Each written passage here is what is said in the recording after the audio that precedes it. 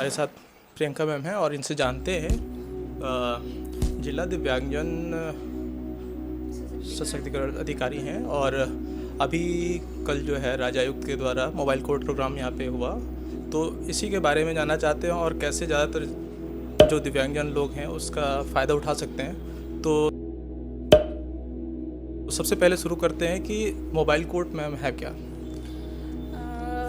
Mobile code जैसा कि नाम से ही पता है कि मूवेबिलिटी, जहाँ पे मूवेबिलिटी है, जैसे कि अब ये हमारे जो कल हुआ था 6 तारीख को देवरिया ज़िले में राज्य आयुक्त महोदय द्वारा मोबाइल कोड का आयोजन किया गया था।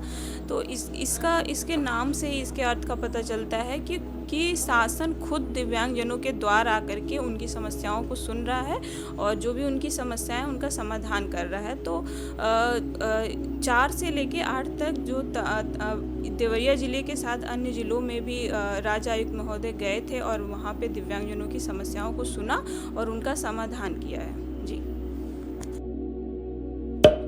तो इसमें मैम किस किस तरीके का, किस लेवल तक का जो केसेस हैं वो उसमें दिव्यांगजन अपना उठा सकते हैं, और आगे अभी बहुत सारे ज़िलों में ये प्रोग्राम होना है, तो उसके बारे में बता दिए कि जो भी लोग अभी ये सुन रहे हैं वो इस चीज़ का फ़ायदा उठा सकें।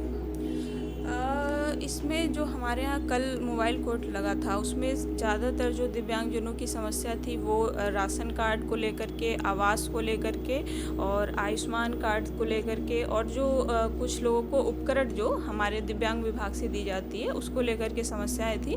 तो बाकी अन्य ज़िलों में जहाँ लगाया जाना है तो मैं यही कहूँगी सभी दिव्यांगजनों से कि वहाँ पे तत्काल ही हमारी मेडिकल टीम रहती है, तो वो वहाँ पे अपना दिव्यांग प्रमाण पत्र में कोई सुधार या नया दिव्यांग प्रमाण पत्र बनवाना है या आयुष्मान कार्ड से संबंधित कोई काम है तो ये करवाया जा सकता है। तो आप लोग भी इस मोबाइल कोड का लाभ ले सकते हैं। कि अभी बहुत सारे गांव में जो दिव्यांगजन है, या ऐसे मान लीजिए कुछ दिव्यांगजन है जो जिनके कुछ परिवार एक्टिव नहीं है इस चीज़ को लेके, तो उस तरह के लोगों को जो एकदम हाशिए पे हैं, आखिरी स्टेज पे हैं, उनको कैसे आप टैकल कर रहे हैं?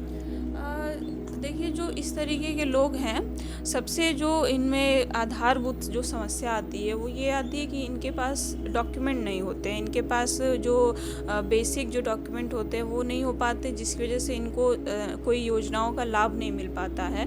तो मेरा यही है कि आप जो संबंधित कागज़ हैं, आय प्रमाण पत्र हो गया, दिव्यांग प्रमाण पत्र हो गया या आधार कार्ड हो गया, तो सभी लोगों से, वैसे तो सभी के बन गए होंगे जो बहुत ही पिछड़े लोग हैं, तो मेरा यही निवेदन है कि जो इस स्तर तक सक्षम है वो अपना सहयोग करें और अपने आसपास के लोगों को भी सहयोग करें। हमारे यहाँ असल में दिव्यांग भी हैं, तो जो दिव्यांग हैं वो खुद भी दूसरे दिव्यांगों की मदद करते हैं, तो ये आप लोग भी करिए और जो भी हम विभाग से या शासन से काम है उसका लाभ ले सकते हैं आप।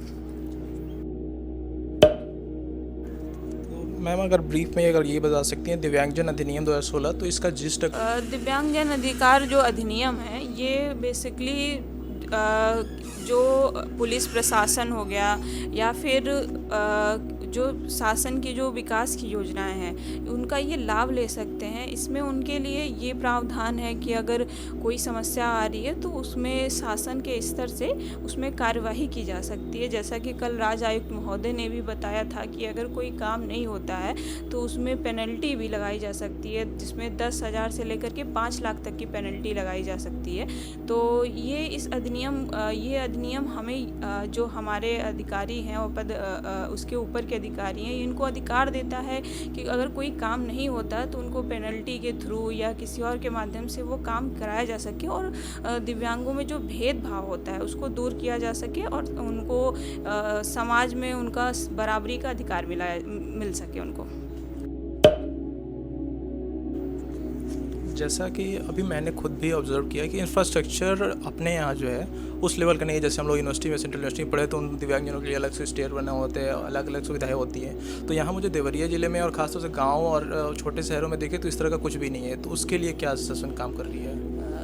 इसके लिए हमारे विभाग से एक ऑडिट टीम भी बनाई गई है जो समय समय पर जांच करती रहती है। यहाँ देवरिया ज़िले में जो हमारे जो शासकीय भवन हैं, जैसे विकास भवन हो गया, कलेक्ट्रेट हो गया, या फिर हमारे ये एसपी कार्यालय हो गए, तो यहाँ पे ऑडिट अभी किया भी गया था। तो यहाँ पे दिव्यांगजनों की जैसे ऐसा कोई समस्या नहीं है। मेन जो समस्या देखने को मिलती है वो प्राइवेट जगहों पे थोड़ी है, जो लोकल या प्राइवेट जगह है, तो उस पे भी हम लोगों की तरफ से निर्देश दिया जाता रहा है। तो और प्रयास करेंगे कि हम दिव्यांगजनों को ऐसी कोई समस्या ना आए। बाकी ऑडिट टीम हमारी इसमें लगी रहती है और वो इन सब जगहों की जांच भी करती है। हर साल जांच भी होती है और इसकी एक रिपोर्ट भी दी जाती है।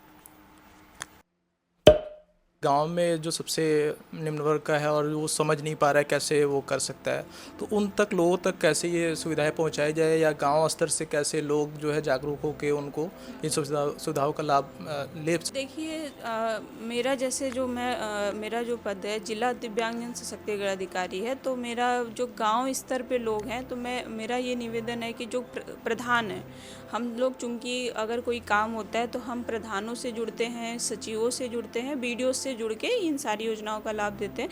तो अगर जो दिव्यांग है तो वो हमारा निवेदन है कि वो अपने प्रधान के माध्यम से या सचिव के माध्यम से, और नहीं तो बीडीओ के स्तर से भी इसमें काम किया जा सकता है।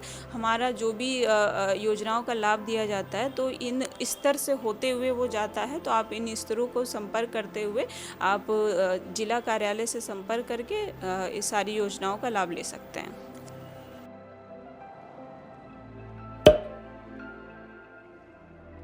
तो मैम, अभी तत्काल में किस तरह की योजनाएं चल रही हैं या फ्यूचर में किस तरह के प्लान है इनको लेके, तो इसके बारे में अगर कुछ आइडिया हो तो। जो अभी विभाग की तरफ से दी जा रही है जो इन योजनाओं का लाभ, उसमें सबसे जो मेन है वो पेंशन ही है कि जो दिव्यांगजन हैं उनको एक मुफ्त राशि दी जाती है, जिससे वो अपनी ज़रूरत का और अपने जीवन यापन का कुछ रोजगार कर सकते हैं। इसके साथ ही उनको कुछ रोजगार के लिए जो लोन वगैरह दी जाती है उसका भी लाभ लेकर के वो कुछ उसका अपने आर्थिक जीविकोपार्जन कर सकते हैं। और साथ ही जो हमारी जो कृत्रिम अंग एवं सहायक उपकरण की योजना है, तो उसमें भी दिव्यांगजनों के लिए ट्राईसाइकिल, मोटराइज, बैसाखी सारी उपकरण दिए जाते हैं। और एक जो योजना है वो है कॉकलियर इम्प्लांट की योजना, जिसमें जो छोटे बच्चे होते हैं 0 से 5 साल तक के बच्चे जो सुन और बोलने में असक्षम होते हैं, तो उनको एक कॉकलियर इम्प्लांट के माध्यम से उनको सुनने और बोलने में सक्षम बनाया जाता है। ये बहुत ही अच्छी योजना है, इससे बच्चे का भविष्य सुधर सकता है। इसमें एक कॉकलियर इम्प्लांट के लिए 6 लाख का खर्च आता है, तो जो कि पूरा ही सरकार वहन करती है।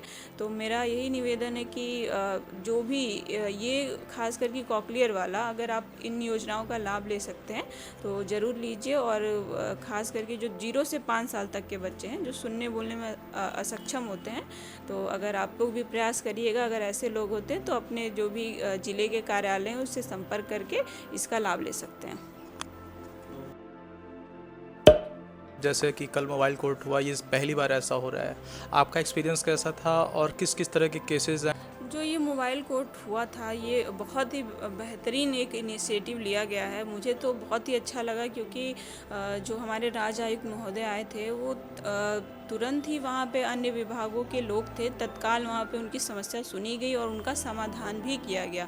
जो योजनाएं हैं वो तो चल ही रही हैं, लेकिन खास करके जो राज्य आयुक्त महोदय की तरफ से निर्देश दिए गए हैं जिला चिकित्सालय को और अन्य विभागों को, वो बहुत ही बेहतरीन था। और चूँकि ये जो हम लोग काम करते हैं ज़िले पे, तो हमें पता है कि ज़मीनी स्तर पे क्या क्या समस्या आती है, तो उन्होंने इस चीज़ को समझा और जो ज़मीनी स्तर की समस्या थी उसको दूर करने के लिए निर्देश दिए, तो जो मुझे बहुत ही बेहतर लगा। और मैं चाहूँगी कि और भी समय समय पे ये होता रहे।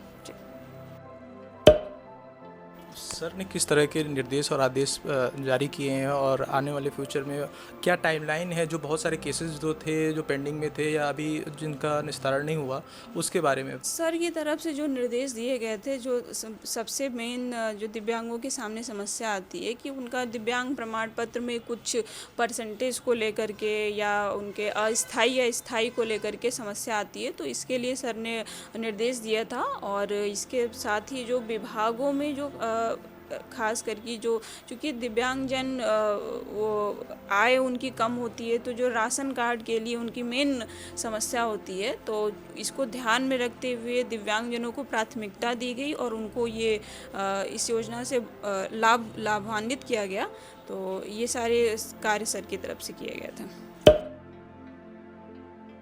फ्यूचर में भी इस तरह के मोबाइल कोर्ट होने हैं, और मैं एज ए पर्सनली, जैसे मैं गांव से आता हूँ, तो मुझे लगता है ये तहसील स्तर पे या गांव लेवल पे ये अगर ये जा सकता है, इसके बारे में कुछ प्लान है तो ये ज़्यादा लाभप्रद होगा लोगों को। जी हाँ, ये बढ़िया सुझाव है आपका, लेकिन अब ये शासन स्तर का से हो सकता है, तो इसमें हम लोग की तरफ से रहेगा, प्रयास रहेगा, इसको किया जाएगा।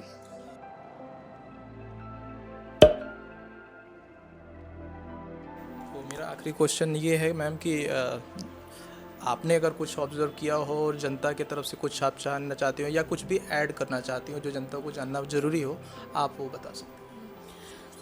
मेरी तरफ से यही है, मैं बस यही चाहती हूँ कि जो देवरिया ज़िले के दिव्यांगजन हैं वो उनका विश्वास बना रहे हमारे विभाग पे और मुझ पे बना रहे कि हम जो भी करेंगे उनके बेहतरी के लिए करेंगे। तो मेरा ये देवरिया ज़िले के जो दिव्यांगजन हैं मेरा है, और लोगों को जो ये पता होनी चाहिए, मेरा ये कुछ चीज़ें ये है, जैसे जो बिचौलिए होते हैं उन बिचौलियों से दूर रह करके अगर आप सीधे अगर आप कार्यालय में आएंगे या हमसे बात करेंगे तो उनका काम होगा, लेकिन अगर बिचौलियों के माध्यम से वो आएंगे तो हो सकता है कि सभी बिचौलिए नहीं, लेकिन कुछ हेल्प भी करते हैं, लेकिन कुछ उसमें ऐसे भी होते हैं जो फ़ायदा उठाते हैं। तो मेरा यही है कि इन चीज़ों से आप बचिए। Thank you so much. On the pavement, young kids, they're growing up in basements.